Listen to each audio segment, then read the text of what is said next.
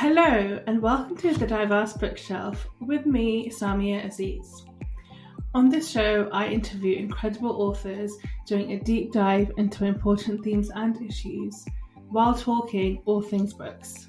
On today's show, I'm talking to Suhaima Manzoor Khan about her latest book, Seeing for Ourselves and Even Stranger Possibilities. Suhaima is one of the most thoughtful, introspective and intelligent people I know, and I absolutely love all the work that she does and everything she puts out into the world. I feel like we have so much to learn from her.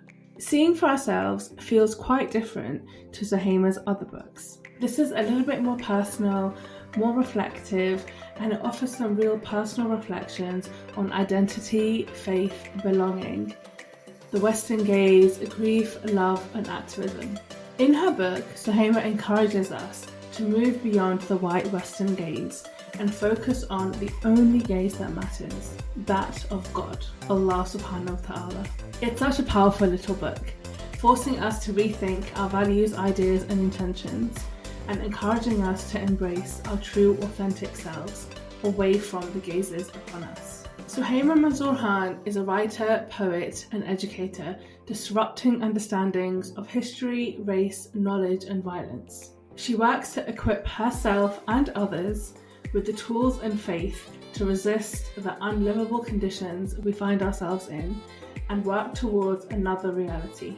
Her latest book, Seeing for Ourselves, came out with Hardra Press in September 2023. Hardra Press is a really great indie publisher working to put out books that really matter. Prior to this, Suhaima authored Tangled in Terror, Uprooting Islamophobia, which was widely endorsed by the likes of Loki, Muazzam Beg, Fatma Manji, Lola Olufemi and others. She was also on this show talking about that book back in 2022. I'm so glad that she's my guest today. Before we go on with today's episode with Suhaima, I'm just going to tell you about the sponsors of this episode. Now, I know when it comes to giving charity, it can feel a little overwhelming. There are so many charities to choose from, all seemingly doing amazing work. So who can you trust? For this episode, I've teamed up with Muslim Charity, a UK-based international charity inspired by Islamic values, who have been serving and uplifting needy and vulnerable communities since 1999. Muslim Charity are focused on empowerment and creating opportunities for those in need, giving them the skills and resources to thrive, to create livelihoods, tackle hunger and thirst, and break cycles of poverty. They work with honesty and transparency, reaching some of the world's most impoverished and remote locations, providing food, water, orphan care, education, and healthcare. They are swift and thorough during emergencies and disasters and stay behind long after, rebuilding communities. If you're looking for a charity you can trust, especially when it comes to your zakat and sadaqah, Muslim Charity is the one for you. Visit muslimcharity.org.uk/Samia to check out some of my favourite impactful projects. That's muslimcharity.org.uk/Samia, SAMIA. Now, on with the show. Suhaima, assalamu alaikum. Welcome back to the Diverse Bookshelf podcast. I am so glad to have you back on the show. How are you doing? Walaikum assalam wa rahmatullah. Alhamdulillah, I'm good. I'm really, really pleased to be back. You've just let me know that I came on your second episode, and now we're like 60 plus episodes later. I'm delighted, and just very grateful that you'd want me back. Oh no, honestly, you were as you said, you were my second guest, and I loved recording that episode with you. I've loved to continue seeing the work that you're doing and cannot wait to talk about your latest book, which is Seeing for Ourselves. But before we get into the show, how are you doing? Yeah, alhamdulillah. Like, I think as everyone at this time, I'm sure it's very uncanny to just be continuing with things like making our podcast and doing our life and having our breakfast whilst there's a active genocide happening that's just like unceasing. And I think I feel a little bit insane sometimes, I think this is a shared feeling, but like you just it's really, really difficult, I think, to just know what to do with yourself when you're like witnessing all of this. So like I'm so well, like alhamdulillah, and I think actually in many ways it magnifies the blessings that we have in our day-to-day life. But at the same time, yeah, just feeling completely like, oh my gosh, there's so much happening, but also so much clarity, I think, around themes that we've spoken about in the past, and I know themes that you're interested in, but like, yeah, like it really is clearer than ever before that what the world order we live in is and who it benefits. So yeah, alhamdulillah, but with many caveats. Yeah, how about you? I'm okay. I think I share basically everything that you said, in terms of how I am and how I have been over the last few months. I think more than ever it is so clear, the ideas around whose lives matter more and language being used and who makes the decisions and where power lies and what really influences people and decision makers to make certain decisions, because it completely blows my mind that this genocide has been going on for over 4 months and there's still no sign of a permanent ceasefire. And I just can't fathom, like I just can't understand like what is actually happening with that. And I think I think even the fact that we've had to reduce the conversation to this ceasefire, no ceasefire, it's like that isn't even the thing that we want. Like we just, we don't want people to ever have to face colonial occupation. We don't like it, and I think that's what's also difficult. Is like how do we get the actual outcome rather than just this very like, it's like, oh, you've been murdering people for all this time. A ceasefire is like, it's it's like that's not even that shouldn't even be a thing that like we have to be happy about. Exactly. Which feels like we've been so forced into such a corner. Exactly. It's just I feel, and I've seen you, like you said fairly recently in one of your posts that your words dried up a few months ago, and I really feel that. I feel like although we're trying to talk about it more, and we need to talk about it because we're not getting any closer even to a ceasefire, which, as you said, is the very beginning of what we actually need. But there are so few words that we have access to even describe. And also I feel like we've been saying the same things. Like what we are saying is not actually different for what we've been saying for years. It's difficult, isn't it? I think there's like two, because I think I definitely feel that so much, but then I also remind myself that the reason to speak isn't always necessarily for the sake of it leading to something. Like a friend of mine actually knows and was friends with the guy who's the head of like the Gazan Poetry Society or something like that, a poetry collective in Gaza. And she asked him lately, like, what's something you would want to share with everybody? And he said, I just want to tell everyone, don't stop talking about it. Don't stop talking about it. And I think when you think of it from that perspective as well, it's like, of course, like I get why we cannot stop talking about this. And but yeah, and I know you're not, I think it's like more like what do we say at this stage? Like we've said everything, haven't we? So I totally get it. But yeah, and I guess also for the historical record, right? Like sometimes it's just that thing of let it not be said that no one said anything. And alhamdulillah, I don't think that could ever be said. Like the whole world is literally, I think the people are against this, but the states and the governments and the financial interests. Yeah, I think actually that is one of the most heartbreaking things is when I see on social media some of the people from Gaza saying things like, just make this stop, why is the world not doing anything? And I feel like, but the people are trying, like the people are if the people could do it, the people I'm sure would have stopped it by now. And the heart, which begs massive questions about what power is then, what democracy means. Exactly, like such a harsh and like just a ridiculous reality that power lies in the hands of maybe like 5 men. That's basically what it is. And we know the different things that motivate them are not, unfortunately, what the people want. Not lives, honestly, no, certainly not. Yeah. Here we are. Exactly, here we are. But your book, Seeing for Ourselves, is very, I was really moved by it, and I have reread sections of it again. Like I just think it's so beautiful and so timely, but also so timeless. But I can't help but notice that I think this is one of your most personal forms of writing. Yeah, And very, very. I mean, you're a poet, you're a creative, and so there is always personal in your writing, always, because it stems from within you. But I feel like generally your work has like a, you know, a purpose, a political purpose, or you're writing essays or wherever it might be. But this is very personal. Like, Very you vulnerable. share some of your deepest thoughts. You share some of your stories about people that you know and people that you love and have loved, and that I haven't really seen from you very much at all. And I mean, I want to commend you for that, actually, because I feel like that's very brave, especially if that's not what you've always done. Yeah, To now yeah, be yeah. like, you know what, I'm going to go from kind of somewhat academic lens and be a bit more personal. That I feel like Mm. is huge. What was Why? that Why like? do that? Yeah. What was that Um, like, and what kind of pushed you to be like, you know what, this book is, this is what this requires of me, and I'm happy to do it. yeah, yeah.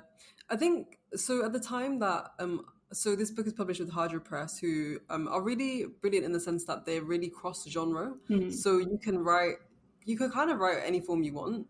And so at the time that they approached me, I had written my previous book, which was a very prosy book. It's Tangled in Terror. Hmm. It's an analysis of Islamophobia. It's very historical, kind of evidence based, analyzing the world.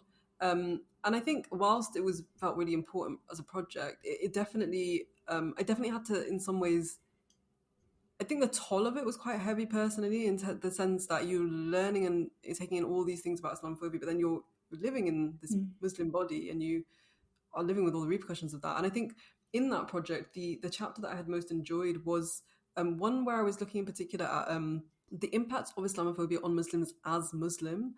And what I mean by that, and what I meant by that, was to as people who actually believe there is a God, and we actually act based on what that God has decreed, and we follow the messenger sent by that God.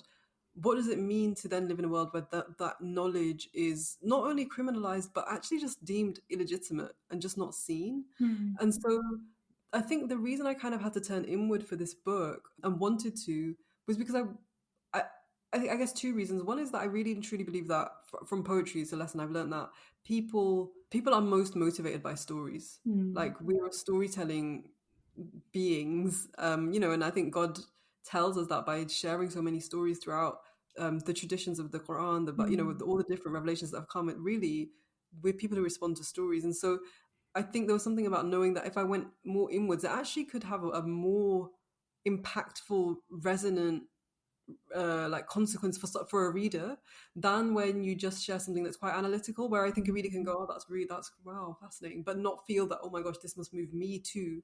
So there was that. And then I think also, like I say, because of the theme of wanting to explore, like, what does it do to the psyche to kind of live in these conditions, I kind of had to go inwards. But I think the final reason really was that this book, I think, compared to my poetry collection, Tangled in Terror, didn't need to be written necessarily. Like, it wasn't something like, I think the poetry collection, it was kind of like, okay, well, you have all these poems, you may as well put them together.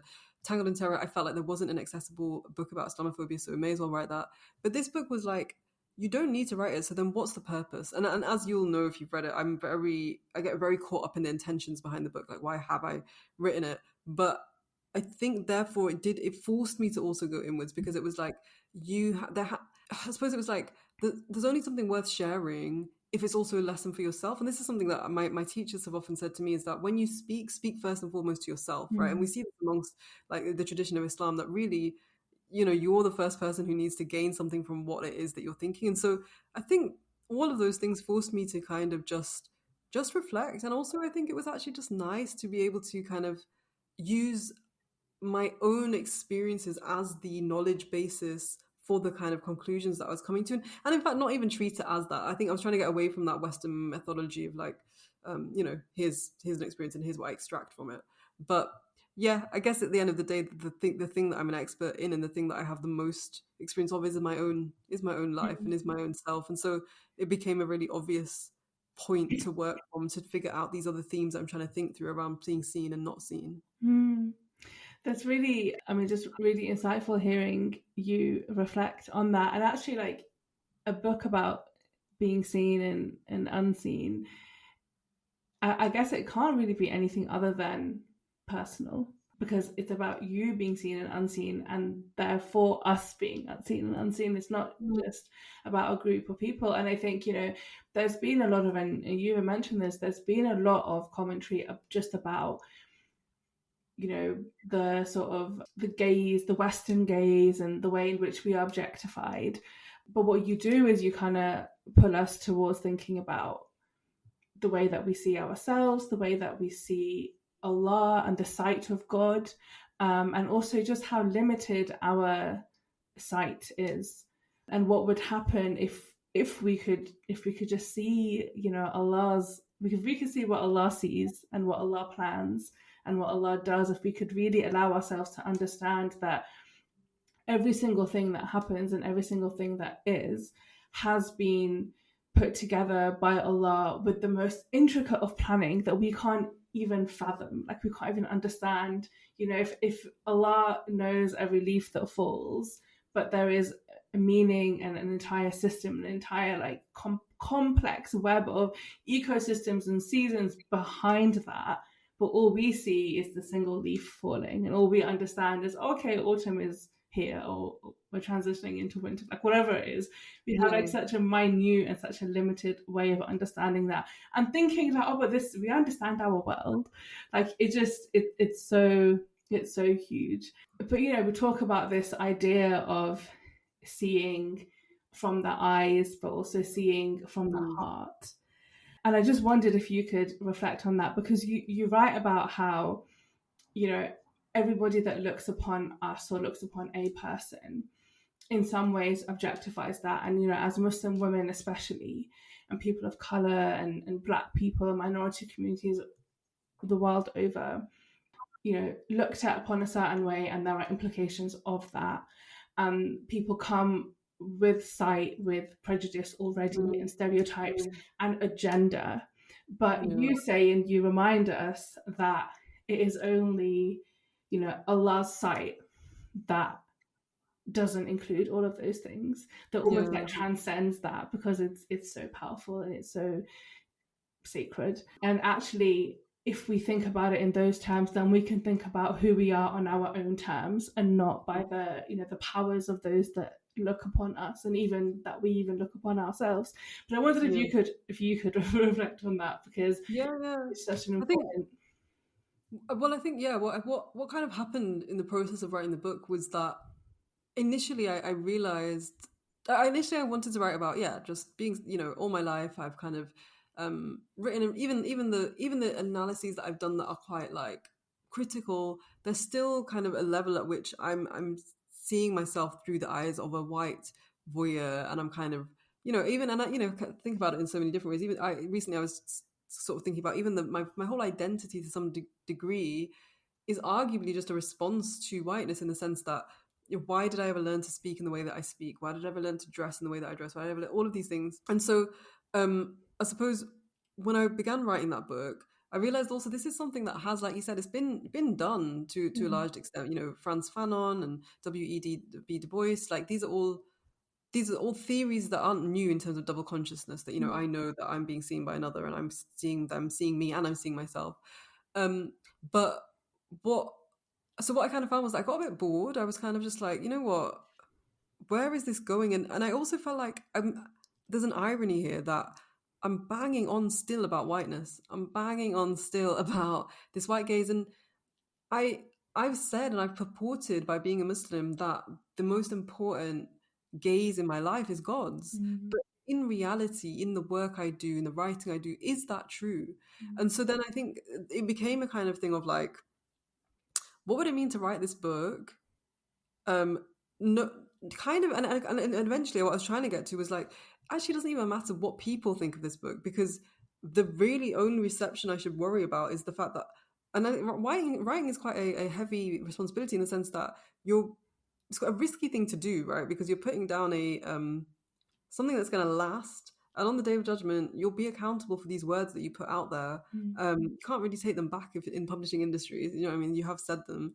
And so I started to think more about that. And I think also just, everything you were saying about God's all-encompassing gaze, and how it's incomparable to kind of, how we see and what we see. I think what I also became or was curious about was like, if I was to recognize that reality of God's gaze, maybe it also would free me up from that preoccupation with being seen. Because I think a lot of my life and a lot of my work, and I think maybe it's true for a lot of us, and particularly people in a diasporic context or in under the gaze of whiteness, we really just want, like, at some level, we just want to be seen, like, for who we are, for who we really are, right? And so I think, sometimes the debates that we have around whether a TV show depicts us correctly is really a debate about whether I'm being seen for who I really am. And it's like, some people will say, well, yeah, because, she was flawed and she did it. And someone else is going to feel like, well, no, that was too exposing because we let that character be seen all flawed, but that means that they're going to think we're all flawed. And there's so much anxiety and vulnerability around that.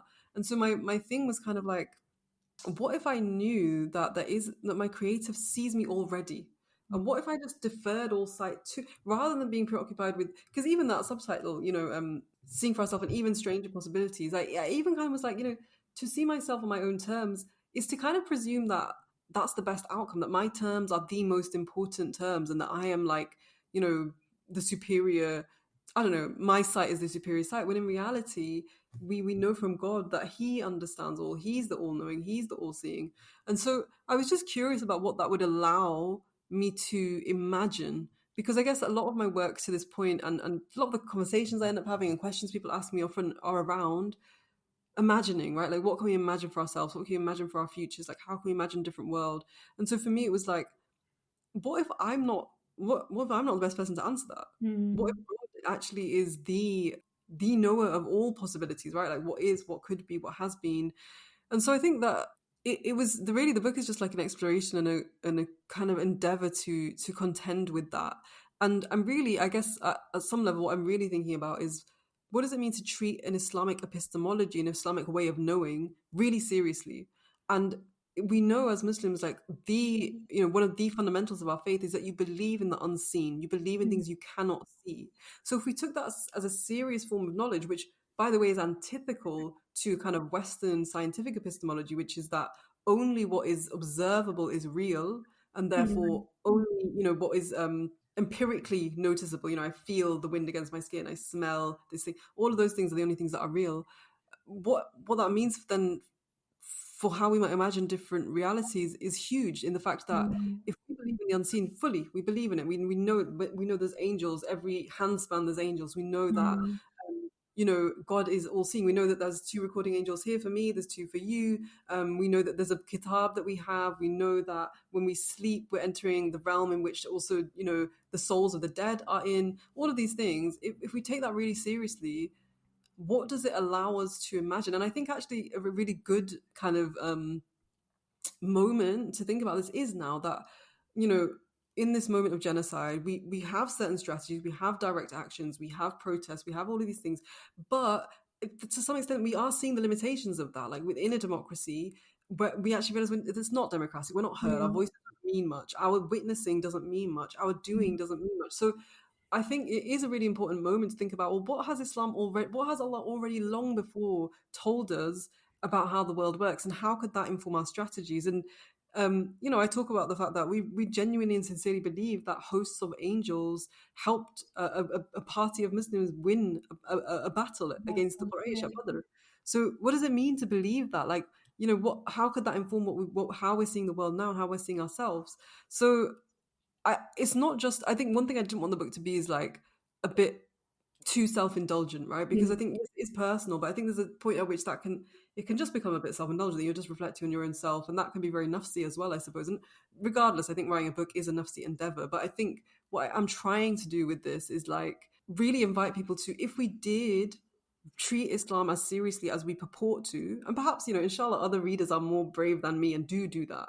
But I think for myself, it was like, if you were to treat Islam as seriously as you say that you do, then actually it wouldn't be the end of the world, for example, when the Western powers, even the Muslim states, don't come to the aid of the Palestinians, because you know and you believe in something much greater, and you also believe that they are not the ones that dictate what happens. They're not the seers of what happens. Even our perception of what is good and bad is not necessarily real, right? And so even we hear the way that sometimes the Palestinians talk about their martyrs and they talk about their dead, and you kind of understand that actually they have a different perception of what's good and bad, that they understand that death is not the worst thing that can happen under genocide. Actually, there are far worse ways that you can be undignified or brutalized by human beings. And so all of these things, I think it just asked, for me, it was like, flip my understanding, flip it again, ask another question.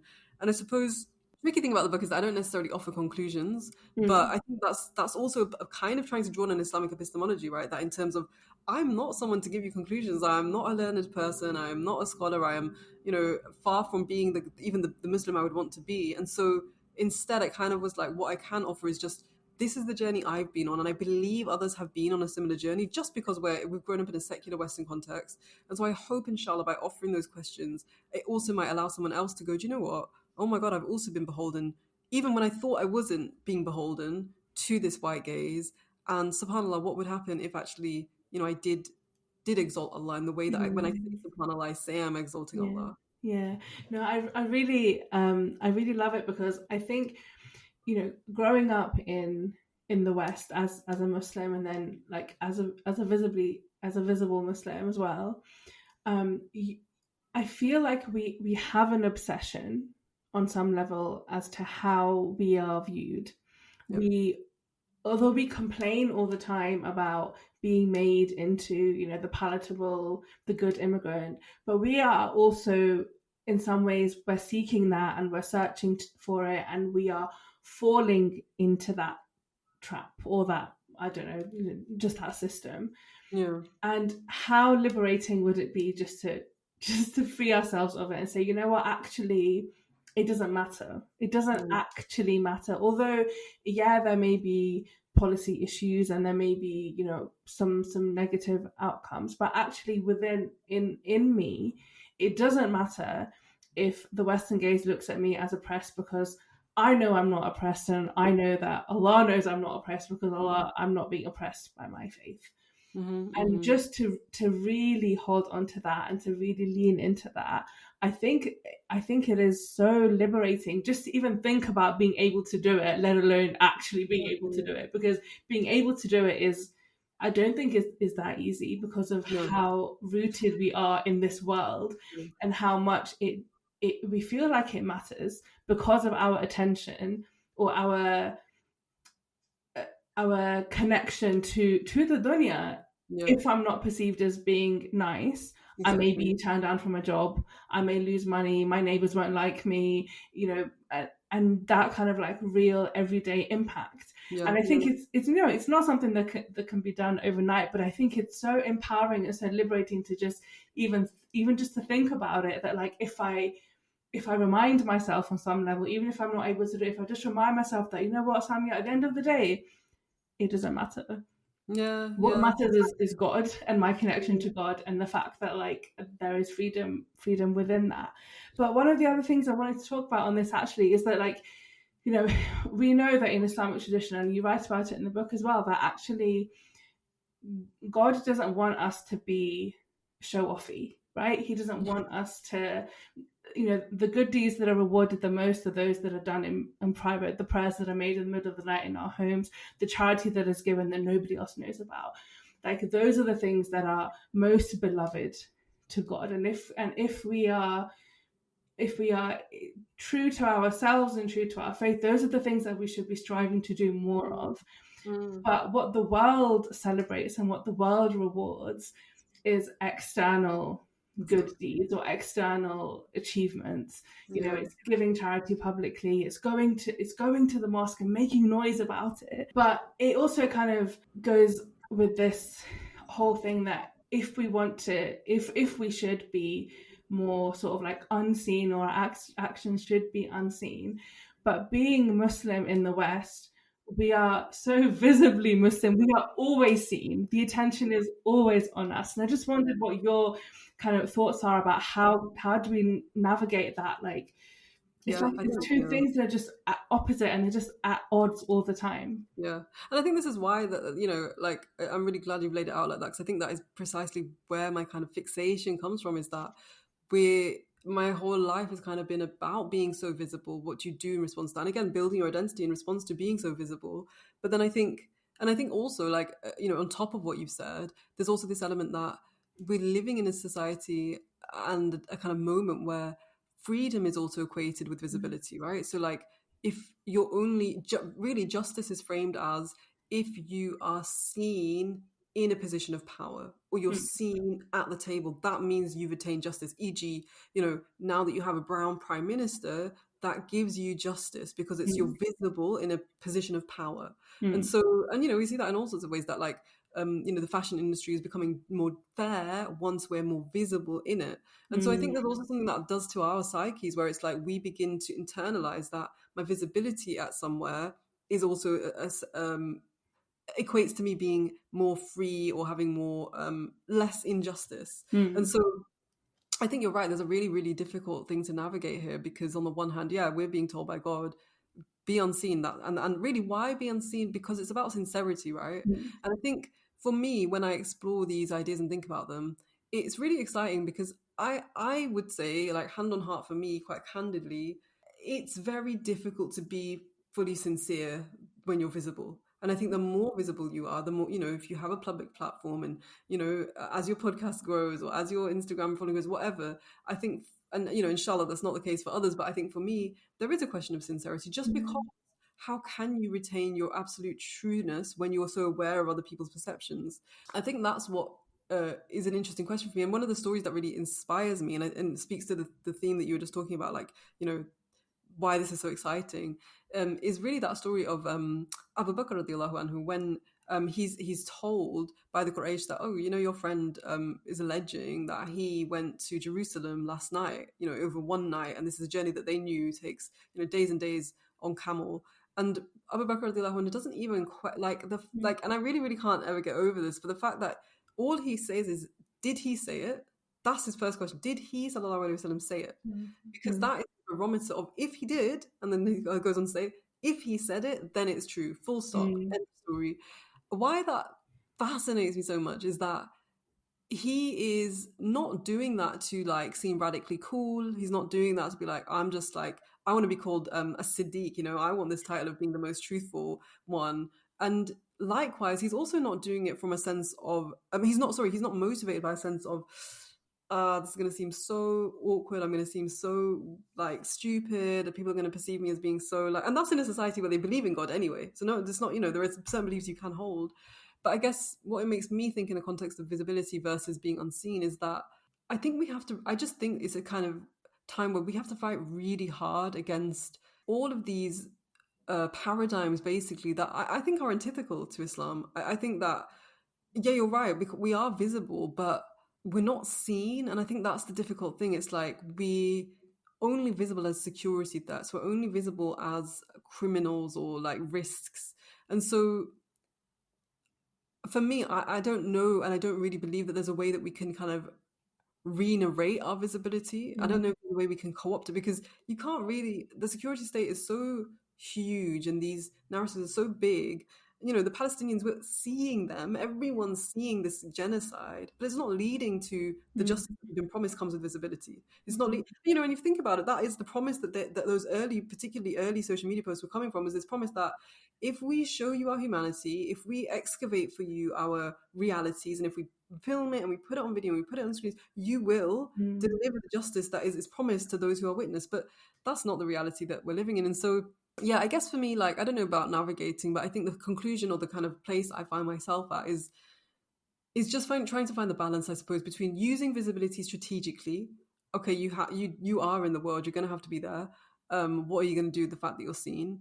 But knowing, and I remember, a friend once said this to me, that, and I think it's an Islamic kind of aphorism, but that assume that nothing you do publicly will count for you. And so actually really not having that much hope in my public deeds, not having that much hope in your, like, even this book or whatnot, it's like, Allahu Alam if it's done more bad than good on my scale, right? Like, inshallah, it's, beneficial to people, but Allahu Alam, you really can't know until, the veils are lifted and it's too late to change it. But I think practicing more being unseen is a big thing, like, whether it's taking, and we all know it has health benefits in terms of being off our social media, being wherever, like, those things. I mean, just yesterday, a teacher shared a really interesting quote, I believe it's from Imam Shafi'i, and it was that when you feel like speaking, be silent. And when you feel like being silent, speak. And the first part, I think, makes more sense in the sense that, if you want to speak, it's probably the nafs, right? Like, I want to say something, I want to Yeah. be silent. But the idea that actually also, and I think this is maybe where the balance comes in, when you feel like being silent, speak. And what he was getting at here is that usually when we feel like being silent, that's also the nafs, because I don't want to be embarrassed. I don't want to say that actually for my religion, I can't do that, or I don't do that, or actually the way I see it, that's not okay. And so that's also the nafs, right? We don't want to be awkward, uncomfortable. And so I think I kind of actually took that to be like, oh, that's the balance we're trying to strike, right? Is like, in both cases, you're still fighting the same enemy, which is yourself, but perhaps it just looks so maybe under the security state, what that looks like is that, you know what, I'm going to wear my hijab and I'm not going to I'm going to face certain risks and stuff, but I know that Allah will be my protector under under a different circumstance. I don't know, like you're now at home and you're alone and it's the middle of the night and your prayers, well, you don't need to tweet about that, like that's and that now don't tweet, right? Like that was the time to tweet maybe this, and so maybe it's something like that, finding that balance between. But also I think, yeah, for me it's also just about constantly, the real navigation is constantly outrunning my own nafs, constantly trying to, I think the ego has a real way of convincing you that you're, no, this is really good, like this is really sincere actually what you're doing, and the intentions are really, really good here. And I think just having to constantly be like, and that's kind of what the book is if you've read it. It's like me going like, I've said this, but then is that true? Myself is saying this, but is that real? So I think that's the thing, we're not just having the navigation of that, we're like on all these different planes at the same time, trying to navigate seen and unseen, visible, invisible, and yeah, all these different things. So it's not easy. Yeah, that saying that you just shared from Imam Shafi about when you want to be silent, actually speak. It's reminded me of what we were talking about earlier about speaking around Palestine. Yeah. And actually, sometimes when I see, if I see like some pro-Zionist content, for example, there'll be a part of me that will want to speak, even though I know at the back of my mind there is no point in me contributing to this conversation, because it's just there's better things for me to do with my time, and also you just know that it's not going to achieve anything, and sometimes you just want to do it so that you have the last word. But it's not the best use of your energy. And actually, there can be something very harmful about what you're bringing into your world. Like, you don't need to bring everything into your world. You need to allow everything in. But also, how we're getting tired. Yeah. And we're feeling like, as I said before, like we're running out of what to say. Not that we don't necessarily want to say, but we don't know what to say anymore. And I think actually at those times when we are feeling so exhausted, that's the time that we need to keep going. If we're collectively feeling exhausted, and I'm sure because we're all going through the same timeline, if we all quieten down, then there's going to be silence, and we cannot have any more silence around what's going on. Yeah, I think there is something as well, a really interesting connection between being seen and being heard, and this is something that's come up in conversations I've had around the book as well. Like, I think we often only feel heard when we feel seen. Like they kind of go hand in hand, which is interesting because it kind of means there is some connection between the words I say, the expression of my inner, and you seeing my outer. Like, we kind of want almost a matchup. And so I think there's totally something there in the sense that, actually whilst we're witnessing a genocide, the only real way to, I suppose, the least we can do is to articulate something about that, express something. And at the same time, I think not have all our hopes on that. And I don't believe that the Palestinians have all their hopes on our witnessing, So it's like, again, the balance of kind of, I suppose also, because then there's two relationships, right? Because it's like knowing that God witnesses us witnessing, and knowing sometimes, it's like, I feel like, in the example you've given about posts or whatever, sometimes I think there's also that impetus of, just so someone says something, just so there's a comment like that, it shows that we didn't allow this. And I was saying to you earlier, I sometimes feel like a lot of what we do is just for the historical record, just let it not be said that, and even, on Yom Al-Qiyamah, let it not be said that, these Pharaohs, nobody stood up to them. Let it not be said that nobody said anything. And, I also understand that we all have different roles, right? Because I think that's another tricky thing is that, and sometimes I think that hadith is often really misattributed, actually. I recently learned that, the one that says, if you can't change it with your, if you see it as a bad happening, then the first thing is change it with your hand. If you can't change it with your hand, then change it with your tongue. If you can't change it with your tongue, change it with your heart. I recently learned that, actually the meaning behind this hadith is that there's different. The hand is actually meaning the people who control the state power, those who have the monopoly of power, right? Mm. And so actually, the only ones who can do something with the hand, they're not in this situation, right? Mm. Because that would have been the Muslim states, if they exist, if we kind of claim that they exist. Like this genocide would never have happened in the times of, the righteous caliphs. I'm sure there would have been a. However, and then the tongue referring to actually the ulama, that is the responsibility of those who speak, who have the knowledge to match, to speak out in terms of, say, this is munkar, this has crossed the boundaries now, right? This is like not okay. And then us, or I at least speak for myself, the lay people, really, and I think this situation shows it to us, we don't have the state apparatus, we don't have the ilm, we don't have the power to kind of persuade rulers. What we do have is the hearts. And so I suppose at that level, it's also a thing of knowing that God witnesses my status, knows that maybe I'm not someone who can move states, but I am someone who can, like one of my teachers was asking, well, yourself, are you making dua for Palestine? Are you not? And God knows. And I think that was quite sobering, because it was like, actually, am I going more to protest than I am, like, have I, am I, because there's the secular world things you can do, sure, but actually, are you matching it up with the things that will weigh on your scales differently? And so I think that it is really important to, just have that balance again, always with these things in those conversations. Yeah, sorry, I feel like I maybe went on a tangent from what I was actually responding to.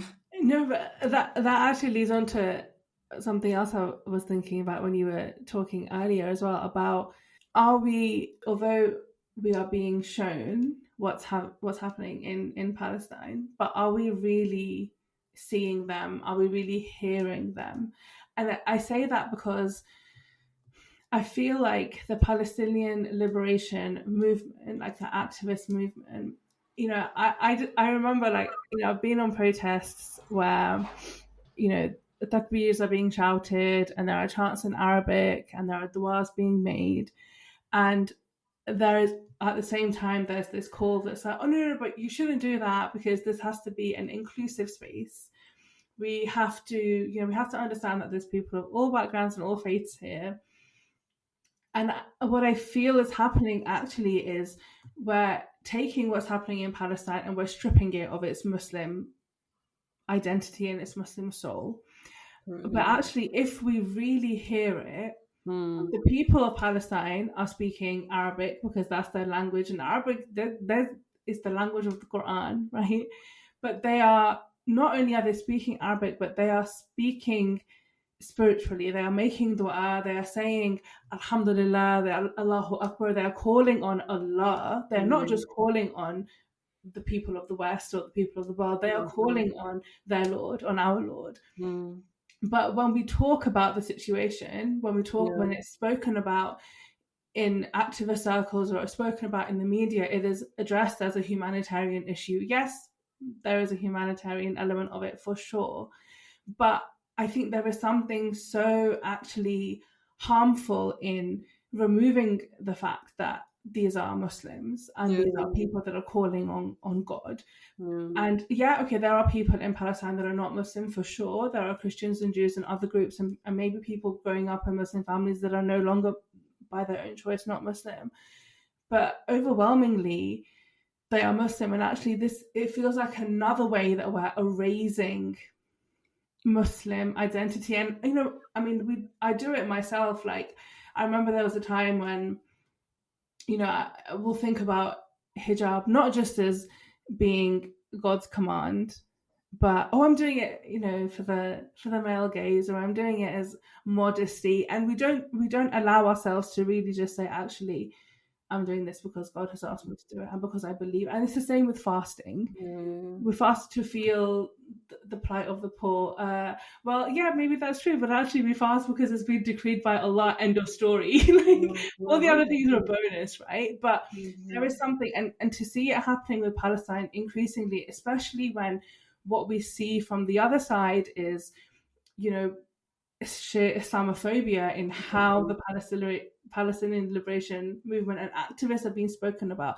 It feels so disjointed and actually really harmful. And I just wondered if you had any thoughts on that. I just completely agree with you. I just think it's something I've also really thought about, especially I think earlier on in the genocide, where it's just like it's really jarring that, like you say, the language that's being used actually by the people in Palestine is not the language that's being used in the protest. And I think, I remember being at a protest and there was like some sort of, socialist workers party or whatever it was, and they were like, what is needed is something like an Arab socialist union or something. And I just thought that's so out of touch with what no one's calling for that. Do you know what I mean? I'm not saying that's emblematic of like what every person, but I'm just saying there is a way in which you can come to this cause of a people, but then as you say, completely just project onto it your own kind of imaginary. And I think, again, the language of shaheeds, of even though now it is being translated as martyrs, I think that doesn't really capture what we're talking about when we're talking about shaheeds. And I've seen people try and talk about this more in terms of like, what is it, you're essentially witnessing that the way that I died was under tyranny and under injustice, and I've witnessed, but I think there is also something about, sometimes I just think about it in a more like visual way, in the sense that there's the way that we're seeing like these videos, but then there's a whole Philistine we're not seeing, right? Like, and I think, you wonder about all the angels, the density of the air with angels, and you wonder about kind of the nur, right? Like, we're seeing darkness, but what we're not seeing, we don't know like all of the light, and thinking about all of the just like, the masjid. Like, I saw a picture just this morning of a mosque that's been completely bombed out, and they're still praying in Jamaat in the shell of it. But just thinking about, subhanAllah, like, we don't even know, or the dhikr that the ground is doing, or the witnessing that the trees and the stones and all of these things. And so I think sometimes when I think of it like that, like, here's a visual, but then here, there's if the veils are to be lifted for us, if we were to see this as it really is, it's actually, it's going to be so different to what we think we're seeing. And so, I'm totally with you. I think there's also the element that when you listen, like, I don't know if Palestinians are asking for the West. They're not putting their hopes on the West in the way that I think we often are, in terms of why aren't Western states intervening. The most I've heard them say is, where are the Muslims? Where are the Arabs? Like, they know their hopes don't lie with the Western occupying forces, and even with the Muslim states, really what they're saying is they're decrying them and denouncing them and saying, well, what do you call this, like, Islam, if we're not here? And the most thing I've heard people say is, we have Allah, all we have is Allah, and we have Allah, and that is enough for us. And I think if the fact that isn't really filtered through into these kind of academic conversations or political activist conversations is, I think it's quite worrying. But I think also, like you pointed out, is something that we have to, I think, continuously remind ourselves of, so we don't end up doing that, because I think that's an even greater injustice if, as Muslims, we're still doing that.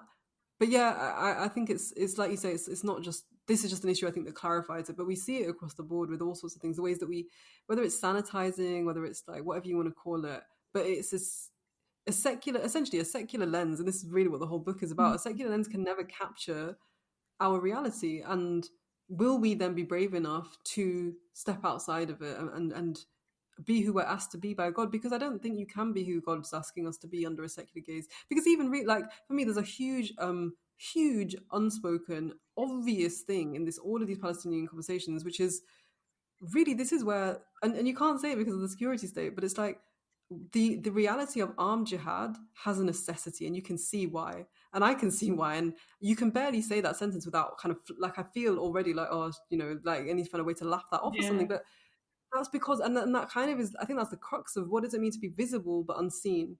That I can't even use the language of my God that has ordained that actually you have a responsibility to struggle in arms or in situations like this. Well, to say, because it's like, well, now you're a threat, now you're a risk, now you're under the TACT, and like, so I think moments like these really do bring to a head, like, then what? Because really, I guess what I'm saying with that is the consequences. Well, then what does that allow? What then is a real possibility for us to do in a situation like this? So this is a moment of real decisive truth. Can we or can we not help our siblings who are being murdered? It looks like we can't. And so if we can't, like, wow, I think that really tells you the impact then of having just taken all of this in. We're just immobilized, and I think we're immobilized by not just kind of all of those gazes, but I think what I tried to look at in the first book, in the chapter I mentioned, was that how those gazes have also distanced us from our own knowledge. And I think really that's another element of this book, is that is ilm, knowledge, like Islamic knowledge, is something that we don't have access to, because more of us, and I quote from Yasser Morsi in my other book, that he has this beautiful quote where he says, I realized at some point I spoke more fluently the language of the war on terror than I did the language of the Quran. And I think for me that look, we're a bunch of Muslims, and again I'm saying we, but maybe I should speak more for myself, but I do believe it's true for other people that we speak more fluently the language of being racialized than we do the language of, you know, what Allah's hukam. And I think that's where you go, do you know what, this is why we're not the ummah that we could be right now. And you know, there's that hadith, I'm sure many people have heard it at this moment or in these last few months, but about, you know, the Sahaba say, the Prophet ﷺ says there's a time when the Muslims are going to, from all sides, they're being attacked, and they say, but you know, is it because there's so few of us? And he ﷺ says, no, there's many, but they're like the foam on the ocean. And that image has stuck with me too, that it's just lately that like nothing, just nothingness. Look, there's so many of us, billions, but like just we have no power, we have no strength. And I think that obviously we know that's from Allah as well. That's, you know, that's something that is, there's a wisdom in that too. And I think that's also, again, that balance, right? That it's not just to despair and kind of berate ourselves, but to say, okay, well then let's take action. Then let's equip ourselves with knowledge. Let's equip ourselves with what we can. We maybe can't overturn states overnight, but what we can do is maybe build a generation, inshallah, who are better Muslims than us, perhaps, inshallah. Yeah, inshallah. We're just going to take a small break here to talk about the sponsors of today's show, Muslim Charity. Since 1999, driven by Islamic faith and values, Muslim Charity have been delivering life-changing projects for communities living in poverty. They work with honesty, integrity, and determination, supporting some of the world's most under-recognized, vulnerable, and isolated communities. As well as providing quality aid and support during emergencies and disasters, they focus on long-term development of families and communities looking to bring an end to hunger, thirst, and poverty. They work with groups of people often marginalised, including the homeless community in the UK, children born in brothels, street children, children and adults with disabilities, the elderly, and orphans. To find out more about their amazing work, visit muslimcharity.org.uk/Samia and see some of my favourite projects, especially as you consider where to give your precious zakat and sadaqah this Ramadan. And I think that kind of call or that encouragement to take the time to work on ourselves spiritually, to improve our connection with the Quran, to, you know, that question, like, are we actually making dua for Palestine? Are we taking the time every day sincerely to sit and speak to God about it? Or is it, you know, I have on many a day uttered an Ameen under my breath as I scroll past something on social media, or uttered a small prayer, but I know that that's not nearly enough. I know that I cannot turn to Allah and say, I ask this of you, because I'm not sincerely asking. And we know Allah says, you ask and I will give. But are we actually asking? Are we allowing ourselves to truly believe that this is powerful enough, that dua is powerful enough? Or are we just too obsessed with the fact that we need to operate within these systems, and we're spending more time, as you know, as you said before, like spending more time protesting? And there is space for that, and there is the need for that for sure. I'm not saying that we shouldn't do those things, but at the same time, to, you know, really sort of own our own Muslim identity and work on it, and to understand that there is great power and strength in that. And until we do that, as a community and as an ummah, we're not, as you said, we're not going to get to the point that we need to be in a position where we can help. Yeah, sorry, I was just going to say, I think an example that's just come to mind that I think is really another kind of challenging one, I suppose, but it's just like, you know, obviously a lot of us feel, or you know, perhaps not the two of us because we're freelancers, but I think many people feel that if I speak up, my job is at risk. You know, my these things are at stake. But I guess there is also a question and a challenge there in terms of, but did we ever think that our jobs and our risk and our money and all of that was because of us? And I think the underlying premise of those fears is that we do, despite as much as we believe that Allah, you know, does provide everything, at some level we still go, yeah, but I keep my job because I'm, you know, quiet, or I keep my job because I'm a good worker. And I think that's another way in which I've been thinking a lot about, like BDS and people speaking up and being silent and all of these things. But really they all rely on these lies, these falsities, that is that your employer is your Lord, your institution is your God. And I think, again, I know it's easy for me to say because I'm not, you know, employed by someone, but I do think there is a way in which you can kind of see those, you can see your own reality, right? It's just a mirror for yourself, but it's for yourself to go, oh my gosh, do I believe that? Whether or not I say something or I don't, Allah will give me the money I'm meant to have tomorrow, whether I have a job or not. Allah will give me the exact wealth I'm meant to have. And I think, again, it's things that we can purport we believe, but then when push comes to shove, I came across a story of a scholar who he says to another, like a higher scholar, he's like, I want to kind of become, like you. And he says, okay, great, first just go give away all your wealth. And he was like, immediately, that's like the heart. It's like, oh my God, get rid of all my wealth. Like, how am I going to? But, I think they're the moments where you kind of go, actually, oh, am I who I'm saying I am? Do I believe what I think I believe? And I think these moments are helpful in kind of helping us go, who is our Lord? Is it, because that's something I was brought on the book, is it whiteness? Is whiteness our God? Is it secularism? Is it other Muslims? Is it like, I just want to say the right thing so other Muslims think I'm a good Muslim? And I think that's where you feel that real battle with yourself, where it's like, if I just do it for God, what would that look like? If I really want, like, if I just was to obey God in this moment, and that becomes like, I think that's the real challenge then, where it's like, ooh, you're seeing yourself for yourself, and that's probably the worst and hardest thing, seeing yourself for yourself. Very difficult. Yeah, because I'm just thinking, if I was in a position where I genuinely felt like I could lose my job, do I have that real faith that it will be okay? In like, maybe I believe it will be okay eventually, for sure. But do I believe it will be okay tomorrow or today in the evening? I can't say with conviction, and that like, I feel a bit disgusted with myself for saying that, but like, because that's a really harsh reality to say openly and believe that. But I believe that God is the provider of everything, and that he will provide for me also. But at the same time, I'm just like, but what if because I also know that, but what if God feels like, but I'm going to provide for you tomorrow, I'm not going to provide for you today? Because at the end of the day, you also know that is also, God's plan. You don't know what God's plan is, and it's very, very hard. Yeah. But I think it just speaks to the fact that, because I think you often, you only see the opposite, right? So like, the inverse would be, right now I believe I'm secure because of me. Like, I think my house isn't being bombed because I'm, do you know what I mean? Something in me that's good, that's allowed me to be not in Palestine and here. But in fact, and again, that's where it's like, but the inverse is probably true. Like, they're filling up Jannah probably. And I don't, I sometimes think, like, SubhanAllah, like, how on the Day of Judgment will I be anywhere, if I am to make it to Jannah, inshallah, how would I even be, we talk about the heights. You can see all the believers who are going to be filling the top ranks, the top tiers. How we would be close to Prophet Sallallahu Alaihi Wasallam when, and yeah, SubhanAllah, man, I think, yeah, it's a difficult, I think it's a really difficult thing to escape the epistemology of the secular, and it's a difficult thing to, we think we don't live in times of jahiliyyah and idolatry. I mean, I guess maybe we do, but I think we don't, because idolatry doesn't look how we expected it to look. It's not, there's no idols outside the Kaaba, but what there is like idols in our hearts. Yeah, exactly.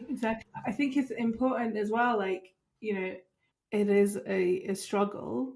And maybe it's something that will take a lot of inward work or a lot of time, or I don't know what, but to make yourself aware of it, I think is an important first step, and to sit with how uncomfortable it is, and then to make dua about it, because to turn to Allah and say, Allah, I know this, and this is what I'm doing, and I'm not fully comfortable with it, but I'm telling you, and I'm turning to you, and help me, guide me. And if I am not able to do this thing, but I know that I should do it, then you do something and make it happen for me, because we know that happens. Like, I know somebody at one point was just realized that her employer was holding these really harmful views about Palestine, and she was like, I know I should leave my job. I know I should, but I don't feel like I can, because I'm the sole breadwinner, and I have X, Y, and Z to pay, and if I lose my job, she was like, I just don't know if that's a risk that I can take. And I was like, you need to make your intention. And you leave it to Allah. I kid you not. So I think within like a week, she was made redundant. I was like, you were not moving, God moved you. God moved you, God took you out of there. And there is so much goodness in that. And obviously, like, I think in that situation, it just meant that she had a little bit of time to figure it out, to find another job. And I really feel that, like, you she knew, like, we know that there's certain things that we need to do, and sometimes we can't do it. But and if we can tell Allah that I just need your help. Just help me get there, help me get there. And I think, that's what like even istikhara is about. It's like, show me the way, help me understand what I should be doing. And if I can't do it for myself, you can do anything. Make it happen. And to have faith in that. That's people. I remember even when I was writing the book, and some points, like I said, I really struggle with intention, like my own intention. And I remember at one point coming across a really obvious idea that I hadn't thought of, which was just, if you're not sure, then just ask Allah for the right intention. Ask Allah, you know what the right intention. Give me that intention. I'm not sure. I can't tell. I can't, because they say that you can't even know really your own intention with things you do. And so I was just like, well, do you know what? Instead of just worrying myself sick, I'm just going to say, Allah, you know, and better, and admit. I think that sometimes again we forget when we're saying God is all powerful. When we're saying God is, we kind of forget that. Okay, well then you can actually ask God to just take over. Mm-hmm. If I say I have to Allah, I'm relying on you, God, then actually rely on God. Yeah. But yeah, these are all, I guess. Yeah, these are all. Again, it's that constantly undercutting yourself, I suppose. Yeah, one of the chapters in the book, I never thought I would see this written in a book. I think it's reading Surah Kahf in Las Vegas. On the Las Vegas Strip, yeah. The Las Vegas Strip. And it's funny because I'm sure you weren't sat anywhere inappropriate, but I had this image of you just sat in like the corner of a casino reading. I mean, it's hard to escape them there. That's the image that came to my mind, and I found it really funny, but I was just like, well, trying to show. But yeah, I think that was one of my favorite sections of the book. And you talk about the idea of the caves, and you talk about Plato's caves, and you also comment on Imam al-Ghazali's commentary on that. And I wondered if you could just take a moment just to talk a little bit about what you were thinking about when you think about caves. Yeah. How to escape the cave, because essentially the conclusion you draw, and the conclusion that comes from Surah Al-Kahf as well, is that the cave is not forever. It's not the place to stay. But yeah, just take a moment. I mean, so yeah, become obsessed basically with this cave metaphor. So initially, what I'm thinking about is Surah Kahf. Obviously, basically, I'm just talking about being sick of being seen and unseen, and sometimes all I want is to escape to a cave, something like a cave. And I was thinking about, obviously, in our religion, that's a huge thing. The Prophet ﷺ had this cave, the cave of Hira, that he would go to regularly prior to prophecy, even to just be in seclusion with Allah. And likewise, to this day, many people pursuing a spiritual path, they will go take to khalwa in a cave, or in something very similar, where it's just kind of this radical isolation where you're alone with God. And anyway, on the thought of caves, I was reminded of my undergraduate degree and looking at Plato, and Plato's got this cave, obviously, that is quite famous in Western, I suppose, thought. And his whole metaphor around the cave is that he basically talks about the fact that most people are essentially duped by the fact that he talks about a group of people being chained in a cave, and they're looking at the wall of the cave, and they're only seeing the shadow of things that are being people outside the cave moving past the cave with things. And because that's all they see and they don't know any different, they assume the shadow is the reality of things. And so what he's trying to say is that actually the reality is out there, and the majority of people are not kind of open to this. They're not kind of thinking critically enough to understand this. And if they were only to unbind themselves from their fetters and turn around, they'd see, oh my God, I've been in a cave the whole time. There's actually natural light. I thought that darkness and shadow was all that there was. And so that's his argument. I mean, it's very like abridged version. But what Imam Ghazali says, or what I've come across as a commentary he makes on this, is that, well, actually, that's just the dunya. Like the cave is the dunya, and you can never really escape the cave until death. And that's really the lifting of the veils. It's not like, oh, you can escape the cave and now you're in the real the dunya, and now you have the true understanding of reality. His thing is, no, that's literally what the dunya is. It's just a shadow of things, and we don't really understand beyond it. And so I just got really interested in this, and I'm sure there's more philosophical like takes and commentaries, but my kind of thinking on it was, oh my goodness, like, this whole representational politics that we get drawn into is essentially like looking at shadow puppets of ourselves, that we're then kind of we're being asked to compete over and say like, oh no, like, I want it to look more like that, or like, oh, that one doesn't quite capture my features correctly. Like I need it to be a bit more like this. And all the while we're in a cave and we're not even in the reality of things. We're ignoring the reality of things, which is, like we've talked about the rest of the podcast, that, the epistemology of Islam, But also something I was thinking about was there's a fire burning here. Like there is the light that's being cast is coming from a fire. And this fire, in the context we're living is a burning fire of colonial capitalist tyranny that, because we're being distracted to the shadows that is casting, we're missing the root causes. And, that really like aligned to, I suppose, my analysis of structural violence in general, which is that we are often misdirected to these solutions that have nothing to do with the root causes. So there's a fire burning. Oh no, don't worry about the fire. But how does the puppet look? Is it like matching your, and likewise, like, we're not having conversations about the root causes of colonial occupation or Zionism's history or British Empire, in fact, in making the Israeli state. Instead, all we're allowed to talk about is like, can you say free Palestine or not? Can you say river to sea, or can you not say sea? Is that and so I think for me the cave became like really emblematic of like this trap that I feel that we're in psychologically, where we're not even allowed to grapple with the real like interesting knowledge and the interesting thoughts. But I also think that I guess what it also led me to conclude is that like we are trapped in this cave. Like I don't know that we can escape it. And so is there a way to be in the cave in form, that like, yeah, I'm here in body, but actually in spirit, in that unseen realm between you and God, and you say to God, like, this is just a cave and I'm not fixated on the shadow.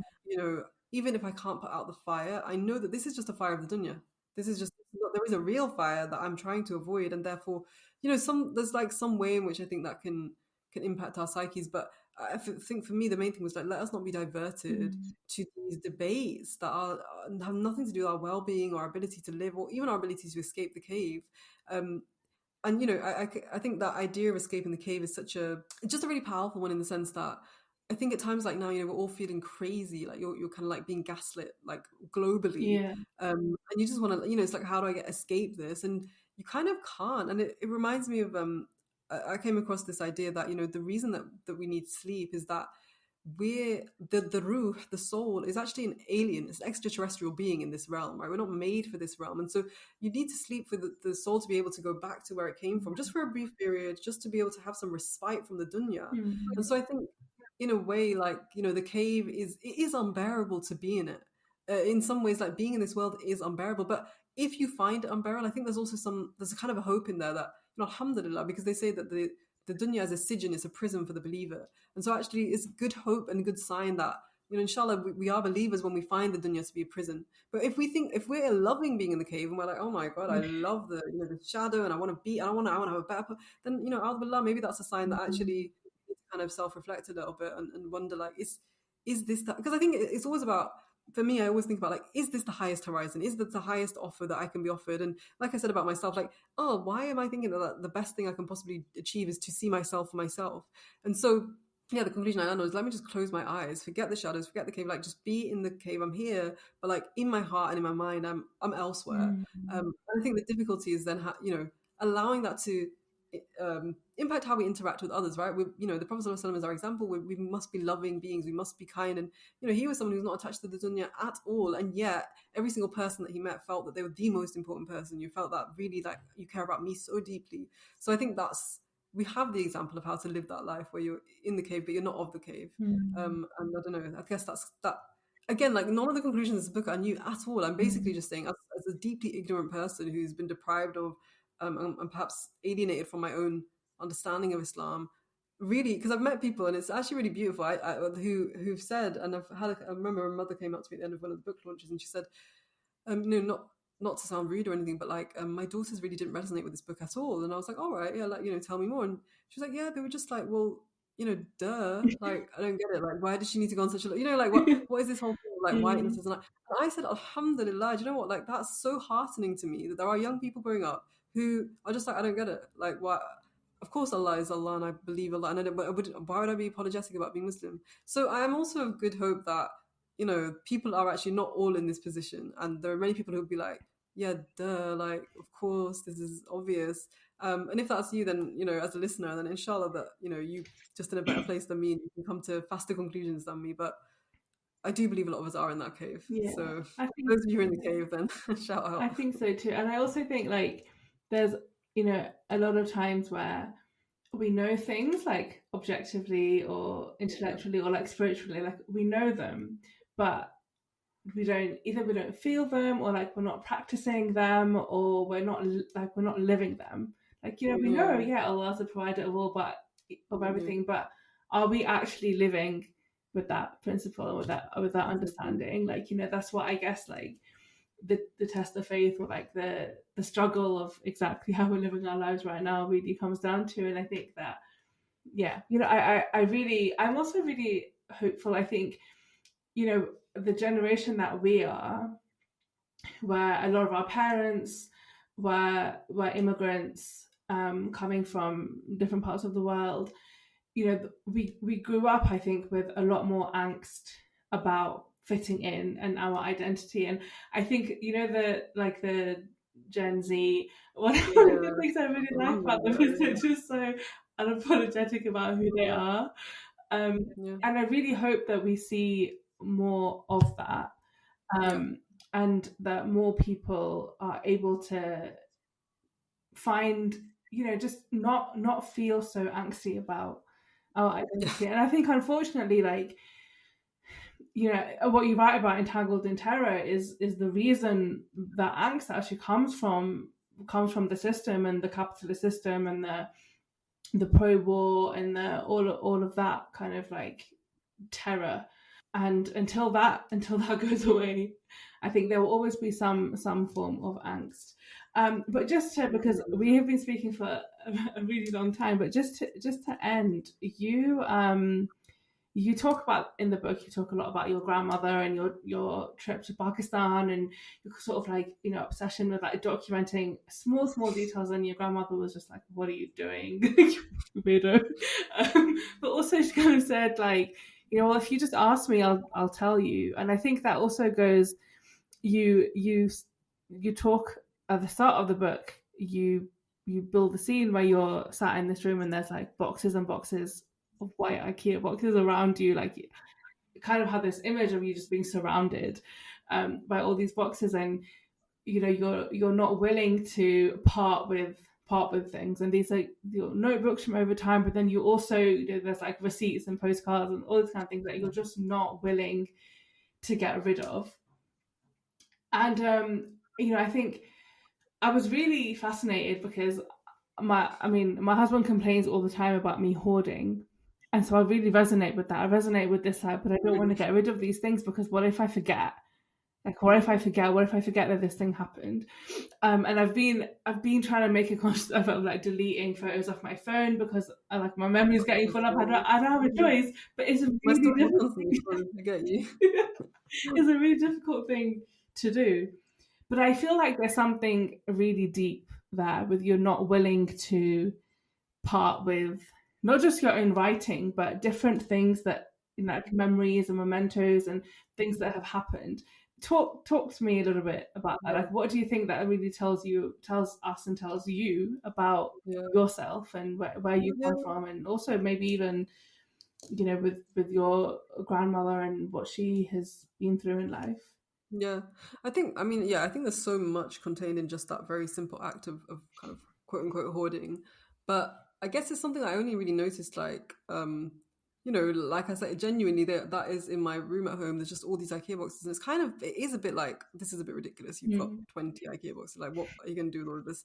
But I think that's the kind of the crux of the question. What is it all for, right? And I think, like you said, well, what if I forget? Or like, my mum is, I guess, similar to me, and her thing is just like, oh, no, it's, it's meaningful. Like, I can't get rid of it. It's too hard to part with. And I think for me, it's also like, well, these are records of things. And I think the beginning of my kind of curiosity around it was like, okay, well, maybe it's because I'm really interested in history, and I'm like interested in archives and records. So maybe there's a way in which like I want to have like a record of my own. But actually that begins to take on more significance when you think about the fact that the records of our own parents or even our grandparents, they don't really exist in the sense that, they're that, like, so, actually this came from the fact that when I was doing my undergrad, I ended up doing a really big historical project around women of my grandma's generation. And I was told I had to go to the archive. You have to go to the archive. And I was like, well, I will, but there's not going to be anything there. Mm. And I did. And everything I found in the archive, local, national,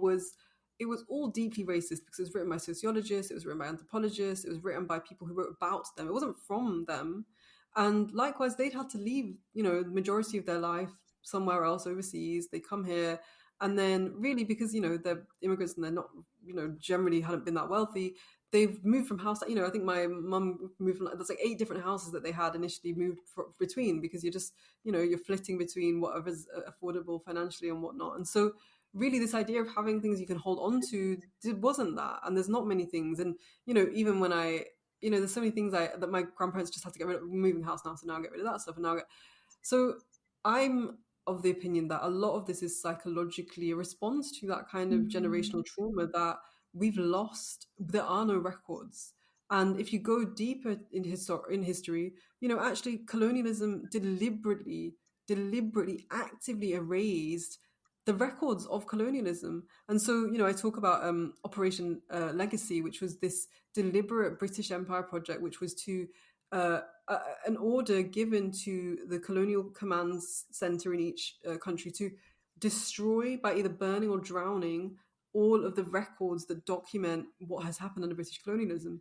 So when you take into account that there's been a really concerted, violent effort to erase our histories and our existences, therefore, I think actually then suddenly, and maybe it's convenient for me, but like suddenly hoarding becomes, I think, a kind of resistance to that erasure, but also psychologically and emotionally, I think, a kind of, it's a natural instinct, I think, that you're going to do that if you've been robbed of knowledge of yourself, because ultimately it's just knowledge of myself, right? It's like, oh, like you said, oh, well, I went here, oh, I might forget that in 2001 I did this thing, or like, and there's things in the like school certificates and all these things. And in reality, actually, what's fascinating is when you do go to archives and you come across like these aristocrats who all of their stuff is in these archives. Recently I've been working with the John Rylands Library in Manchester, and it's got a lot of aristocratic things.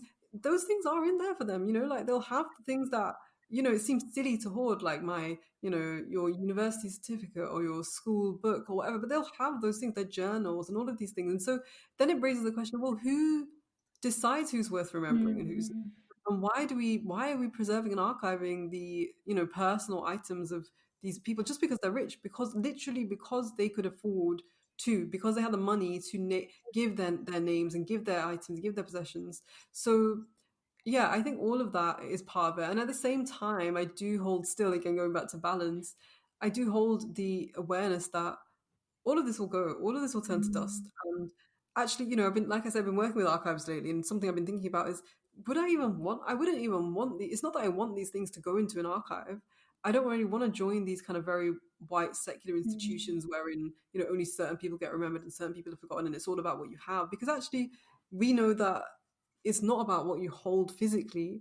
And we actually know that, like the things that are on our record are not just things that are physically there. So there is an ambivalence, but I think you're justified to hoard, is basically what I'm saying. And I think that there's a much deeper history there, that because I've spoken to so many people, and so many people have said that bit of the book really resonate with them, that, oh my God, I keep all these things, and oh my God, I hold on to these things. And I don't think it's a coincidence that across the board, diasporic folk are doing this. I think there is a real trauma there that maybe we'll never speak of, and maybe we'll never know of fully, but just absolute loss. And then added to that, loss of memory, right? Like, I think that the fact that there's so much trauma in the bodies of our elders, they often will not be, they will be, and I believe it is emotional, kind of physiological thing, repress, suppress, and not remember things as they were, because that's how you survive. You don't have time to remember all of these violences. And so I think it's also, in the face of all of that, then to have, a box full of a few things that recount what you did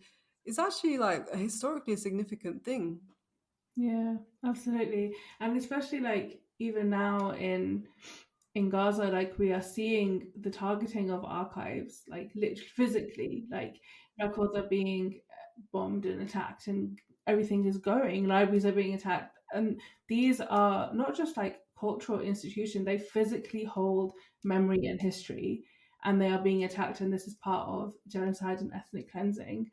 And it's happening is happening right in front of us, and that there's something really frightening about that. On the surface, you're like, well, it's a building full of paper, but actually, like, it's lives, it's generations of people, and it's history. Because what I think I'm also worried about is that in years to come, the history books that are going to write about it are going to tell a narrative, and obviously, like, they're already dictated and directed by so many agendas. But if there's no sources to counteract that, it's pretty scary. Because when I'm gone, or when you're gone and the activists are gone, if we're not leaving behind, and even like people like me, like I don't have any primary sources. I can't tell you the intricacies of what's going on, whereas like the things that are being lost potentially could.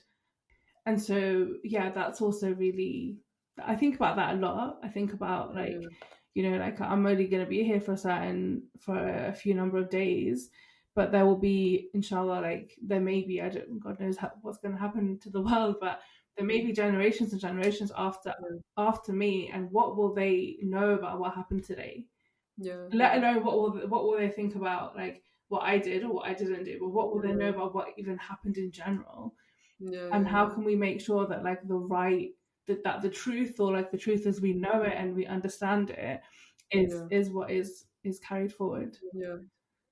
And again, I think that is like, just to contradict everything I've said, I also think there's an ambivalence here, in the sense that we also know that Allah will ensure that what is meant to remain on earth will remain. That's very true. And so I think that's something I often think about, is that actually I can hoard all this stuff, and then A'udhu Billah, but it could all just burn away. Like, literally, it's just paper, it's just stuff. And so I think also remembering that if it's meant to stay, it will stay, and if it's not meant to, it's not. And likewise, you could amass like massive libraries, you could mass whatever, and in an instant Allah can just drown them, can just whatever. And so I think, again, for me, that's probably another invitation where I go to myself, but actually, are you relying on God? Like, is this a moment of, because you want your, and also kind of remembering, when we think of legacy, when we think about things that we leave behind, there's only 3 things that we believe are worth leaving behind, and that's someone who can pray for you when you're not here. And really, that's actually, when we realize that when we're gone, we don't believe we're gone, we believe we could still got a little chance to amass some good, or forgiveness.